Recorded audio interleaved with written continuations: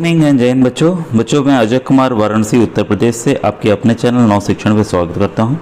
बच्चों आज मैं आपके सामने राष्ट्रीय एवं नियुक्ति आधारित छात्रवृत्ति परीक्षा 2023-24 का स्पीड मॉडल टेस्ट पेपर 07 लेके आया हूं। 06 तक मैंने मॉडल पेपर आपको डाउनलोड करने के भी ऑप्शंस दिए, पीडीएफ जिसमें आप डाउनलोड कर सकते थे, आंसर कीज भी दिए, प्रश्नों को एक एक करके मैंने समझाया भी, और आपकी डिमांड भी आ रही थी कि सर नंबर 7 भेजिए, तो इसके संकलन करते हैं संतोष कुमार वर्मा सर, उदय कृष्ण यादव सर, अजय कुमार हलवाई सर, अनुराग पांडे सर और प्रूफ रीडिंग और सहयोगकर्ता में दुष्यंत मिश्र सर तथा संजय सिंह सर हैं। बच्चों एक चीज़ मैं आपको बताना चाहूँगा कि आप लोग जब कुछ देख लेते हैं वीडियोस तो आप बोलते हैं सर गणित के डाल दिए, ठीक है गणित के डालिए या ऐसा डालिए उसके डालिए। आप एक चीज़ ध्यान नहीं देते हैं कि प्लेलिस्ट में मैंने कई चीज़ें आपको हर एक वीडियो में मैं समझाता भी हूँ कि जो गणित का जो 2022 का पेपर आया हुआ है, ठीक है, वो एक दो क्वेश्चन या एक क्वेश्चन उसमें से आ सकता है। ज़्यादा चांसेस है आपका 21 से 20 से 19 से या उसके पुराने पेपर से। मैंने इन तीनों का हल करके डाला हुआ है बच्चों, एक एक क्वेश्चन को विधिवत समझाया हुआ है। आप नहीं भी कुछ जानते होंगे तब भी उन प्रश्नों को समझ लेंगे, और 22 का भी मैंने पूरा हल करके बताया हुआ है। तो आपसे रिक्वेस्ट करूंगा पहले इन क्वेश्चंस को आप देख लीजिए। मुझे पता है आप लोग नहीं देख रहे हैं, अगर देखे होते तो आप कमेंट में उसके ज़रूर लिखते कि सर आज मैंने आपका ये वीडियो देखा, ये क्वेश्चन समझ में आया या ये वीडियो अच्छा लगा। तो किसी बच्चे ने कमेंट नहीं किया, लेकिन आप लोग मैथ के वीडियो की डिमांड कर रहे हैं बच्चों, ठीक है। और दूसरी बात ये कि मैंने बताया हुआ है कि मैथ में सबसे ज़्यादा आपके आएंगे क्वेश्चन संख्या पद्धति से, ठीक है। तो संख्या पद्धति के पार्ट से मैंने एक तो उसको बेसिकली समझाया है, और एक आखिरी इसका जो वीडियो अभी डाला कुछ दिन पहले उसमें मैंने प्रश्नों को हल करके बताया भी है। और बच्चों ध्यान रखिए कभी कभी बोलने में अगर कुछ मुझसे गलती हो जाती है क्वेश्चन बनाने में, तो कमेंट सेक्शन में मैं लिख देता हूं कि इसका उत्तर ये होगा। तो आप अगर कमेंट में सबसे ऊपर आपको मेरा दिख जाएगा, मैं पिन कर देता हूँ, सबसे ऊपर मेरा कमेंट दिखेगा अगर कोई क्वेश्चन गलत होता है तो, ठीक है। तो ऐसा भी कभी कभी हो जाता है बच्चों, तो मैं उसको कर देता हूँ। तो अब आइए आज के प्रश्नों को स्टार्ट करता हूँ। जो आज मैं आपको विज्ञान यानी कि साइंस के क्वेश्चंस बताने जा रहा हूँ। नेक्स्ट वीडियो में मैं सामाजिक अध्ययन के प्रश्नों को बताऊंगा, ठीक है। और जोर जैसी पड़ेगी मैथ के और गणित के प्रश्नों को भी मैं बताऊंगा। अब बच्चों देखिए समय कम है, जैसे जैसे हम पास आ रहे हैं मैं चाह रहा हूँ आपको ज़्यादा से ज़्यादा मॉडल पेपर कवर करके दिखा दूँ ताकि आपकी प्रैक्टिस हो जाए, ठीक है बच्चों। तो आइए आपका पहला क्वेश्चन है 91, द्विफल को और क्या कहते हैं? जेपिल, मेपिल, कपिल या कोई नहीं? तो बच्चों इसको कहते हैं मेपिल, ठीक है। मुर्गी द्वारा अंडों को कितने दिनों तक सेने के पश्चात अंडे से चूजा बाहर निकलता है? तो इसका है बच्चों 21 दिन, ठीक है। आज के कुछ अलग क्वेश्चंस हैं, इसलिए भी मैं चाह रहा था कि आज विज्ञान से स्टार्ट करूं। पाश्चुरीकरण की क्रिया में दूध को गर्म करने के पश्चात कितनी डिग्री सेल्सियस पर ठंडा करके भंडारा करते हैं? तो ये है बच्चों 93 का 10 डिग्री सेंटीग्रेड। तो याद रखिएगा इसमें पाश्चराइजेशन में क्या होता है कि एक तापमान निश्चित तापमान पे लाके अचानक से ठंडा कर दिया जाता है। तो इससे क्या रहते हैं, जो बैक्टीरिया रहते हैं वो मर जाते हैं और पनपने के चांसेस खत्म हो जाते हैं उनके। क्वेश्चन 94, ध्वनि की वायु में चाल कितने मीटर प्रति सेकंड होती है? तो 94 का है बच्चों 332 मीटर पर सेकंड, ठीक है। पटाखे के विस्फोट में कौन सी ऊर्जा प्राप्त होती है? तो 95 का है बच्चों 1, ठीक है। ध्वनि भाई पटाखा जो फोड़ते हैं तो आवाज़ ही तो निकलती है, तो ध्वनि ऊर्जा, ठीक है। तो किससे निकल रही है? केमिकल से, रसायन ऊर्जा से ध्वनि ऊर्जा। यदि आपतन कोण का मान 60 है तो परावर्तन कोण का मान क्या होगा? तो 96 का बच्चों आंसर है क्वेश्चन ये 4 है, ठीक है। आपको पता है अगर कोई आ रहा है 60 डिग्री एंगल पर, ठीक है, तो ये नॉर्मल से बता रहा है एंगल ऑफ रिफ्लेक्शन जो है आपतन कोण है वो 60 है, ठीक है। तो परावर्तन कोण क्या होगा? 60 ही होगा, क्योंकि ये दोनों बराबर होते हैं ना, angle I is equal to angle R होता है, ठीक है। फिर है प्लायर्स किस श्रेणी का उत्तोलक है? ये वाला पार्ट मैंने विधिवत समझाया बच्चों, मैंने बार बार कहा था कि इससे एक प्रश्न आएगा, देखिएगा परीक्षा में भी आएगा, ठीक है। तो ये प्रथम प्रकार का उत्तोलक है, उसको वीडियो को आप जाके देख लीजिएगा विज्ञान वाले में। यूनानी भाषा में एम्बर को क्या कहते हैं? ठीक है, एम्बर। ये 98 का है बच्चों आपका 3, इलेक्ट्रॉन को एम्बर कहा जाता है। जैसे कई चीज़ें हैं बच्चों, ग्रीक भाषा में कई चीज़ें आई हैं, जैसे सोडियम जो है हम लिखते हैं उसको सोडियम वो धातु है जो कि मिट्टी के तेल में रखा जाता है, ठीक है। लेकिन इसको हम स्टार्ट करते हैं किससे? एन से, इसको नाइट्रम कहते हैं, ठीक है। तो इसी तरह से कई चीज़ें हैं जो कि ग्रीक की ली गई हैं बच्चों। गैसीय CO2 को कितने डिग्री सेल्सियस तक ठंडा करने पर ठोस अवस्था में परिवर्तित हो जाता है? ये बच्चों -57 डिग्री सेंटीग्रेड। हम बार बार पढ़ते हैं ना, सॉलिड कार्बन डाइऑक्साइड ठोस, ये बर्फ़ किसे कहते हैं, तो इसको -57 पर करते हैं तो वो ठोस अवस्था में परिवर्तित हो जाता है गैसीय CO2।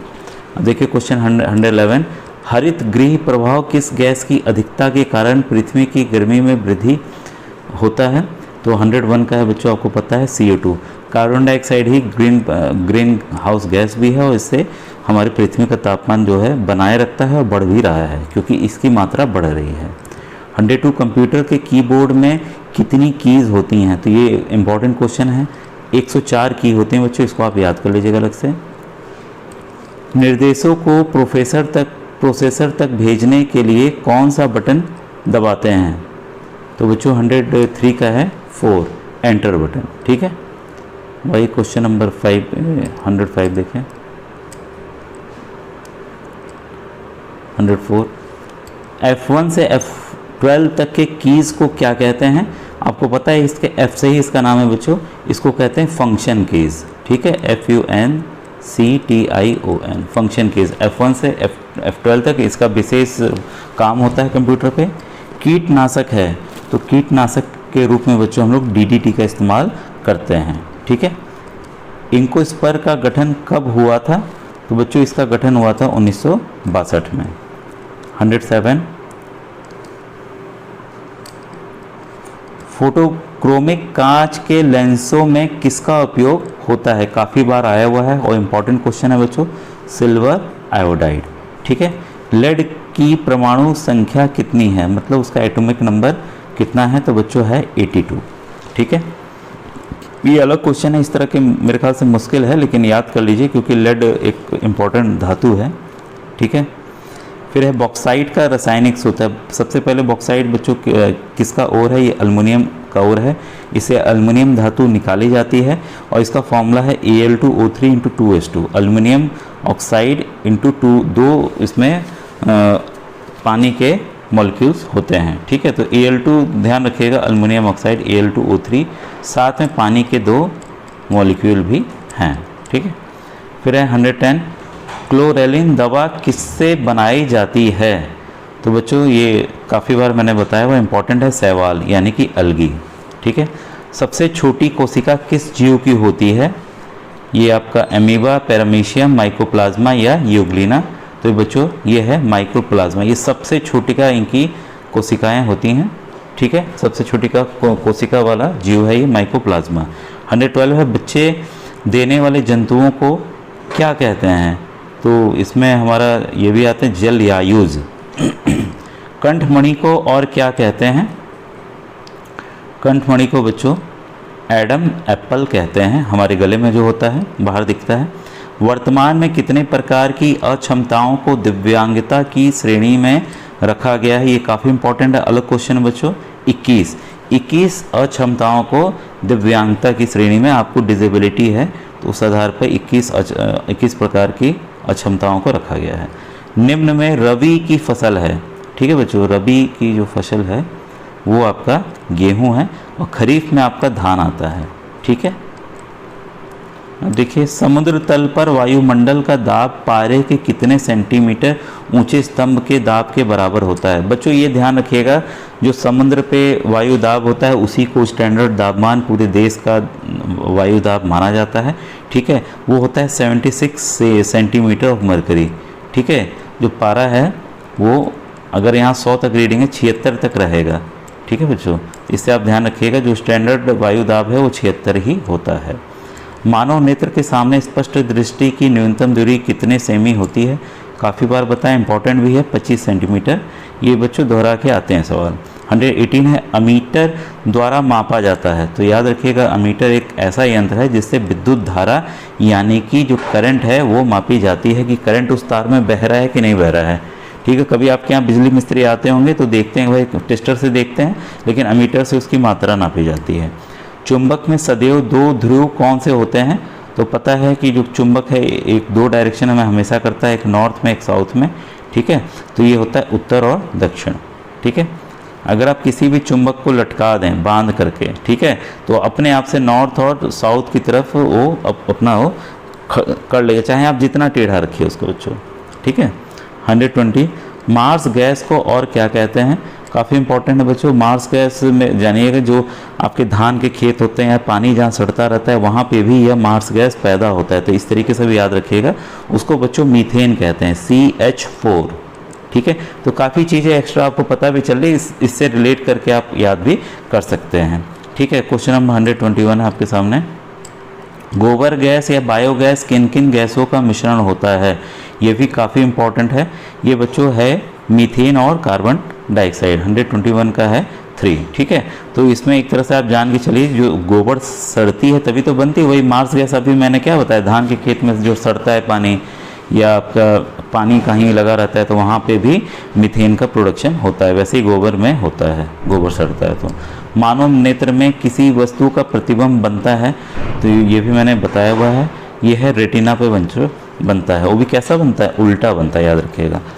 पहला पैरा ओलंपिक खेलों का आयोजन रोम में कब किया गया। पैरा ओलंपिक आपको पता है ना बच्चों, जो दिव्यांग लोग हैं उनके लिए पैरा ओलंपिक का आयोजन किया जाता है। यह है 1960 में, 1960 में रोम में किया गया था। विश्व जनसंख्या दिवस कब मनाते हैं, तो विश्व जनसंख्या दिवस बच्चों 11 जुलाई को मनाते हैं, ये इंपॉर्टेंट है, नोट कर लीजिएगा। एलिसा परीक्षण से किस बीमारी का पता लगाते हैं, तो बच्चों इससे एड्स बीमारी जो होती है, एक्वायर्ड इम्यूनो डिफिशियंसी सिंड्रोम, इस बीमारी का पता एलिसा परीक्षण से, एलिसा टेस्ट से किया जाता है। अब देखिए यहाँ से बच्चों जो है आपका सामाजिक अध्ययन के प्रश्न शुरू हो रहे हैं। और आज का वीडियो कैसा लगा, ये अच्छा लगा तो आप कमेंट सेक्शन में ज़रूर कमेंट कीजिएगा।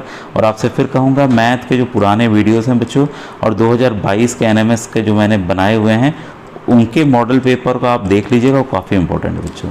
Thank you very much.